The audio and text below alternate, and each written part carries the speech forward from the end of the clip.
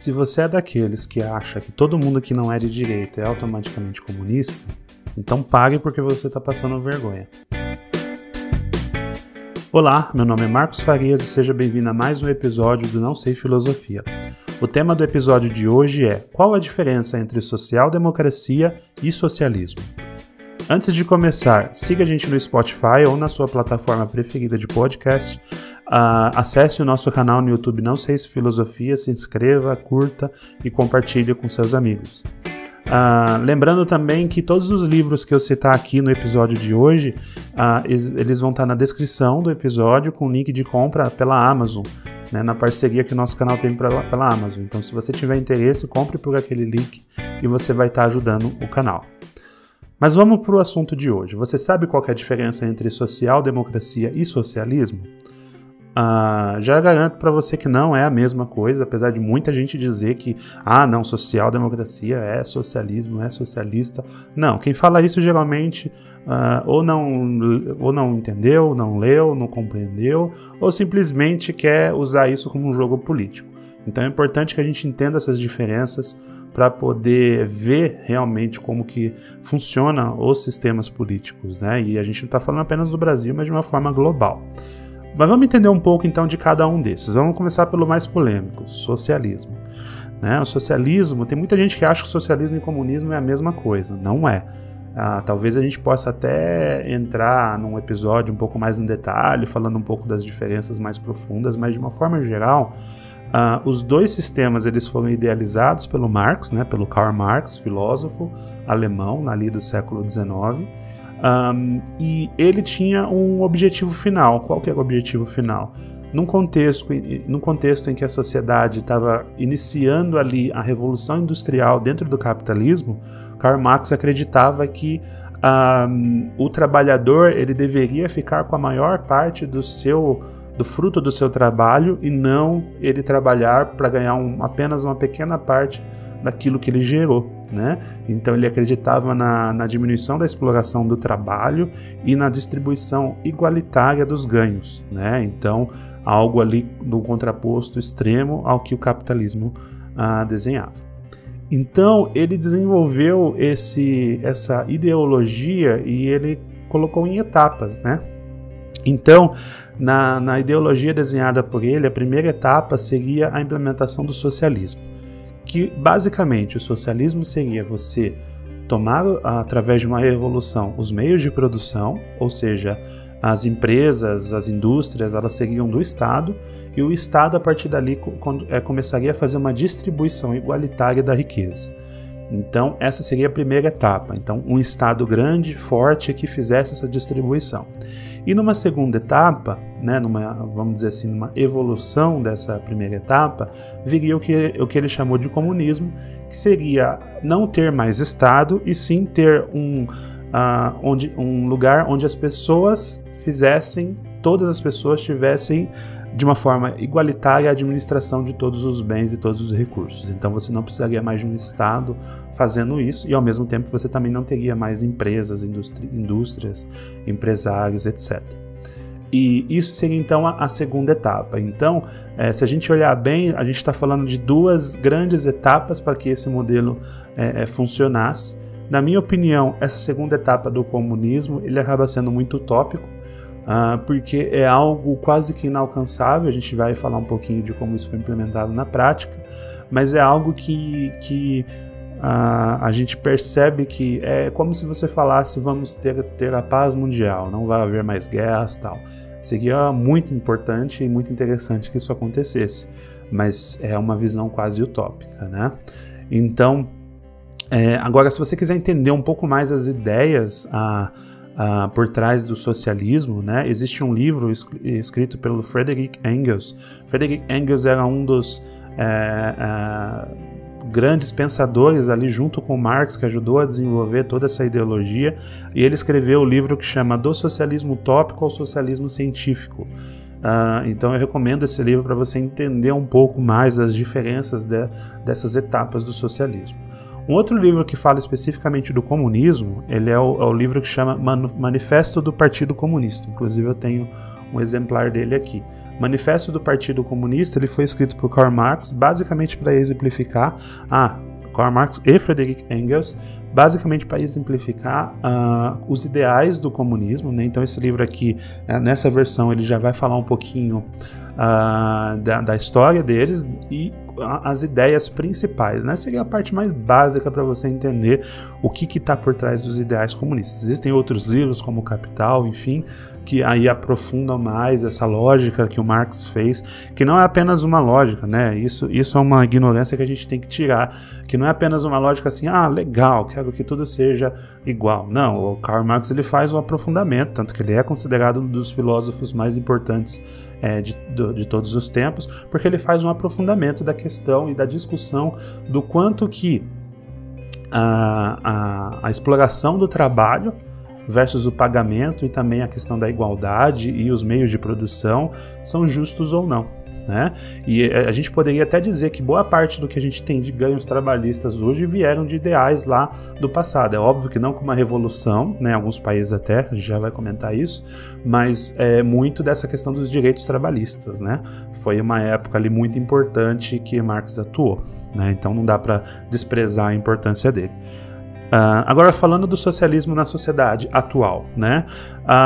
É possível dizer que existem sistemas socialistas hoje em funcionamento, então a gente pode dar o exemplo da China, da Coreia do Norte, mesmo de Cuba. Óbvio que a China mais recentemente passou por várias revoluções, então eles estão ali num sistema misto, né? Onde o governo é autoritário, né? As pessoas não têm liberdades de livre escolha, elas têm ali apenas um partido único, mas ao mesmo tempo, do ponto de vista de economia, a economia ela vai se abrindo, com bastante controle estatal. Enquanto a Coreia do Norte e Cuba são países totalmente fechados, apesar de Cuba estar dando alguns sinais ali que eles têm uma certa abertura. Então, conceitualmente, não dá para falar que eles são comunistas, apesar de, inclusive, eles se autoclassificarem assim. Então, no caso da China, é o Partido Comunista Chinês que tem o domínio, mas pela lógica intelectual, né, olhando ali o que Marx escreveu, eles estão no sistema socialista, que é um Estado forte, grande, controlador, que domina tudo e que distribui, então, ali, pelo menos em teoria, igualitariamente, os recursos. A gente sabe que na prática isso não funcionou bem. Se você pegar a própria União Soviética e mesmo a China, a gente escuta muitas denúncias, e Coreia do Norte e Cuba nem se fala, e é pior. O poder ele ficou concentrado em muitas pessoas e amigos e familiares ali das pessoas que estavam no comando, né? Então não é de forma igualitária jamais. Então aí talvez seja uma das maiores críticas desse sistema que Marx desenvolveu, que do ponto de vista prático é possível falar que o comunismo nunca chegou naquilo que ele falou, que é não ter um Estado, né? E ao mesmo tempo, onde foi implementado o socialismo, acabou que não foi igualitário, né? Você tem ali uma casta de pessoas, se a gente puder chamar assim, próximas ao governo ou familiares do governo que tem acesso a tudo, enquanto uma boa parte da população não tem o mesmo acesso. Por mais que a gente pode falar que mas a população tem acesso universal a vagas, a saúde, a educação, coisas do tipo, sim, mas a riqueza ela fica concentrada, né? Basta ver na Rússia quantos bilionários ou milionários existem hoje que na época da União Soviética não existiam, mas que a gente sabe que na verdade existiam. Então rolava mercados para galera. Então enquanto o povo sofria para poder comprar mercadorias básicas, desde um carro até coisas assim que talvez seja considerado supérfluos, né, que não fosse o alimento do dia a dia, por exemplo, existem pessoas que até hoje são milionários e bilionários, pois acumularam riquezas no regime socialista. Logo, elas já estavam ricas no regime. Não é que elas ficaram ricas depois, né? Por que elas ficaram ricas, né? Essa é a pergunta, já que não tinha empresa. Porque elas estavam próximas ao governo, então isso não é possível de negar. Bom, mas vamos entender agora a questão da social-democracia. Social-democracia, às vezes até um termo que a gente talvez não entenda tanto assim no nosso dia a dia, porque ele acaba sendo um pouco mais teórico, um pouco mais complexo. Mas qual que é a ideia, né? Muita gente vai falar assim, não, social-democracia, socialismo, é tudo a mesma coisa. Esquece, as pessoas ignoram a realidade, elas não estudaram, não se aprofundaram, e eu vou te explicar o porquê que elas ignoram a realidade. A social-democracia, ela tem origem no socialismo, sim, e é uma vertente das ideias de Marx, mas ela se torna dissidente, então ela usa várias ideias, só que ela tem uma forma de implementar diferente. De forma resumida, a ideia da social-democracia é que você tenha um Estado forte Então ele é forte, assim como no socialismo, só que ao invés dele ser um Estado que substitui a democracia, ele não substitui, ele não entra numa revolução, não assume o poder à força, cria um partido único, nada disso. Então ele entra para ajudar o povo, mantendo ali o mercado privado funcionando, as empresas funcionando. Podemos dizer então que o socialismo quer assumir o controle do Estado e acabar com o capitalismo, enquanto a social-democracia ela quer deixar o capitalismo existir, porém ela quer aí diminuir as suas desigualdades, né? Seguir de uma forma resumida. Então a social-democracia ela surgiu ali ainda no século XIX, né? Com alguns dissidentes ali de Karl Marx que acreditavam no ideal socialista, mas que ele talvez não fosse daquela forma. E do jeito que a gente conhece hoje, ela surge principalmente na Europa, né? Principalmente no período pós-guerra, onde diversos políticos ali aderiram ao que chamava de social-democracia. Alguns até têm uma vertente um pouco diferente, que seria o socialista-democrata, né? Então a democracia, nesse sentido, quer dizer que você mantém o poder, mantém as empresas, mantém ali a sociedade rodando, porém que você tem um viés social ou socialista no sentido de distribuição de recursos, né? Então, com o passar dos anos, existe essa mistura, inclusive a mistura, em alguns casos, com ideais liberalistas, né, que focam bastante na questão da liberdade econômica, e começam a surgir partidos políticos, né, que transitam nesses conceitos, né? Existe ainda, óbvio, uma resistência muito grande dos socialistas mais radicais, né, aqueles que realmente acreditam na doutrina como Marx escreveu. Bom, um dos livros que eu indico para entender essa visão de mundo mais ampla do capitalismo, socialismo e democracia, né, o nome dele é esse, Capitalismo, Socialismo e Democracia, de um teórico austríaco que escreveu, Joseph Schumpeter, onde ele analisa o marxismo e o capitalismo em comparação com a democracia. Olhando para o cenário do Brasil, a gente pode dizer que vários governos, desde a redemocratização, adotaram ideias social-democratas, né? Desde do PDT do Brizola, né? Até o PSDB, de uma forma até incluindo algumas questões liberais aí na economia, mas lembrando que o PSDB é partido da social-democracia brasileira, né? Social-democrata. Mas se a gente avaliar bem as políticas, né, mais recentes, como Bolsa Família, distribuição de renda básica, outras políticas aí, elas têm um ideal social-democrata. A gente pode dizer que na política recente, um dos maiores políticos que representam essa ideologia foi o sociólogo Fernando Henrique Cardoso, que foi presidente do Brasil por 2 vezes, e o governo dele basicamente focou em estabilizar a economia e começar a fazer uma distribuição de renda e garantir renda para os mais pobres, né? Existe até um livro que ele publicou, né? O nome do livro é Xadrez Internacional e a Social-Democracia, né, Fernando Henrique Cardoso. Ele fala um pouco desse cenário internacional, os desafios dessa ideologia, né?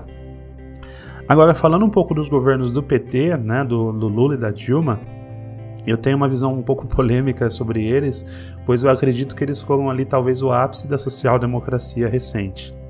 Por que eu digo isso? É inegável que os governos petistas tiveram uma visão social muito forte, né? Seja com um aprimoramento do Bolsa Família, ProUni, Fome Zero, programas sociais para levar energia elétrica, pessoas para a faculdade, cursos técnicos. Então, assim, teve um viés muito social, né? De melhorias sociais, mas ao mesmo tempo foram os governos onde a gente teve recorde de lucro dos bancos, onde teve recorde de incentivo fiscal para a empresa. Óbvio que para gerar emprego, mas ao mesmo tempo você está incentivando o mercado, incentivando empresas a terem mais lucro.